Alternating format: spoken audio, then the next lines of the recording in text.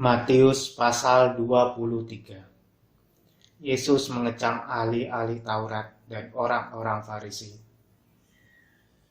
Maka berkatalah Yesus kepada orang banyak dan kepada murid-muridnya, katanya, ahli-ahli Taurat dan orang-orang Farisi telah menduduki kursi Musa. Sebab itu, turutilah dan lakukanlah segala sesuatu yang mereka ajarkan kepadamu. Tetapi janganlah kamu turuti perbuatan-perbuatan mereka, karena mereka mengajarkannya tetapi tidak melakukannya. Mereka mengikat beban-beban berat, lalu meletakkannya di atas bahu orang, tetapi mereka sendiri tidak mau menyentuhnya.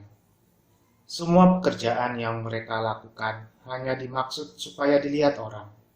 Mereka memakai tali sembahyang yang lebar dan jubah yang panjang. Mereka suka duduk di tempat terhormat dalam perjamuan dan di tempat terdepan di rumah ibadat. Mereka suka menerima penghormatan di pasar dan suka dipanggil rabi. Tetapi kamu, janganlah kamu disebut rabi, karena hanya satu rabimu, dan kamu semua adalah saudara. Dan janganlah kamu menyebut siapapun bapa di bumi ini, karena hanya satu Bapamu, yaitu Dia yang di surga. Janganlah pula kamu disebut pemimpin, karena hanya satu pemimpinmu, yaitu Mesias. Barang siapa terbesar di antara kamu, hendaklah ia menjadi pelayanmu. Dan barang siapa meninggikan diri, ia akan direndahkan. Dan barang siapa merendahkan diri, ia akan ditinggikan. Celakalah kamu, hai ahli-ahli Taurat dan orang-orang Farisi. Hai kamu orang-orang munafik, karena kamu menutup pintu-pintu kerajaan surga di depan orang. Sebab kamu sendiri tidak masuk dan kamu merintangi mereka yang berusaha untuk masuk. Celakalah kamu, hai ahli-ahli Taurat dan orang-orang Farisi. Hai kamu orang-orang munafik. Sebab kamu menelan rumah janda-janda, sedang kamu mengelabui mata orang dengan doa yang panjang-panjang. Sebab itu kamu pasti akan menerima hukuman yang lebih berat. Celakalah kamu, hai ahli-ahli Taurat dan orang-orang Farisi. Hai kamu orang-orang munafik. Sebab kamu mengarungi lautan dan menjelajah daratan, untuk mentobatkan satu orang saja menjadi penganut agamamu, dan sesudah ia bertobat, kamu menjadikan dia orang neraka, yang 2 kali lebih jahat daripada kamu sendiri. Celakalah kamu, hai pemimpin-pemimpin buta yang berkata, bersumpah demi bait suci. Sumpah itu tidak sah, tetapi bersumpah demi emas bait suci, sumpah itu mengikat. Hai kamu orang-orang bodoh dan orang-orang buta, apakah yang lebih penting, emas atau bait suci yang menguduskan emas itu? Bersumpah demi mezbah, sumpah itu tidak sah. Tetapi bersumpah demi persembahan yang ada di atasnya, sumpah itu mengikat. Hai kamu orang-orang buta, apakah yang lebih penting, persembahan atau mezbah yang menguduskan persembahan itu? Karena itu, barang siapa bersumpah demi mezbah, ia bersumpah demi mezbah, dan juga demi segala sesuatu yang terletak di atasnya. Dan barang siapa bersumpah demi bait suci, ia bersumpah demi bait suci, dan juga demi Dia yang diam di situ. Dan barang siapa bersumpah demi surga, ia bersumpah demi tahta Allah dan juga demi Dia yang bersemayam di atasnya. Celakalah kamu, hai ahli-ahli Taurat dan orang-orang Farisi. Hai kamu orang-orang munafik. Sebab persepuluhan dari selasi, adas manis dan jintan kamu bayar.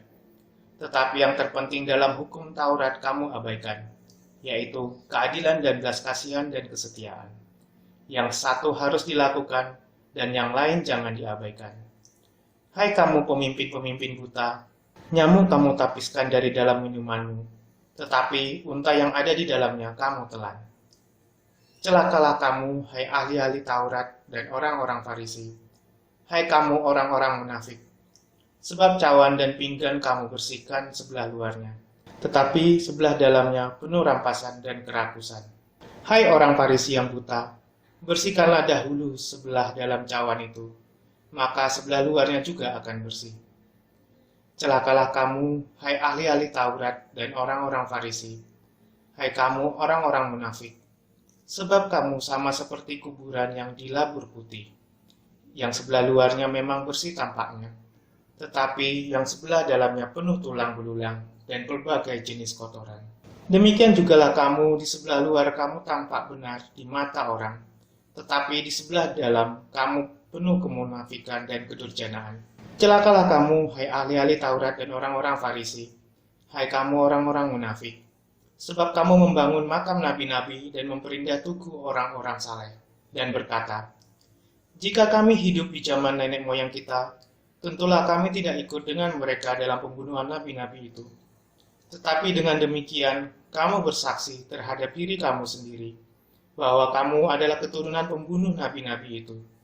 Jadi, penuhilah juga takaran nenek moyangmu. Hai kamu ular-ular, hai kamu keturunan ular beludak, bagaimanakah mungkin kamu dapat meluputkan diri dari hukuman neraka? Sebab itu, lihatlah, aku mengutus kepadamu nabi-nabi, orang-orang bijaksana dan ahli-ahli Taurat. Separuh di antara mereka akan kamu bunuh dan kamu salibkan.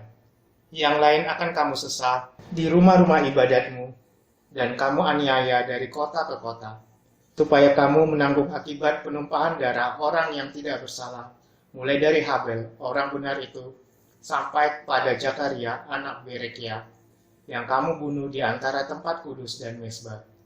Aku berkata kepadamu, sesungguhnya semuanya ini akan ditanggung angkatan ini. Keluhan terhadap Yerusalem. Yerusalem, Yerusalem, engkau yang membunuh nabi-nabi dan melempari dengan batu orang-orang yang diutus kepadamu. Berkali-kali aku rindu mengumpulkan anak-anakmu, sama seperti induk ayam mengumpulkan anak-anak di bawah sayapnya. Tetapi kamu tidak mau. Dialah rumahmu ini akan ditinggalkan dan menjadi sunyi. Dan aku berkata kepadamu, mulai sekarang kamu tidak akan melihat aku lagi, hingga kamu berkata, diberkatilah dia yang datang dalam nama Tuhan.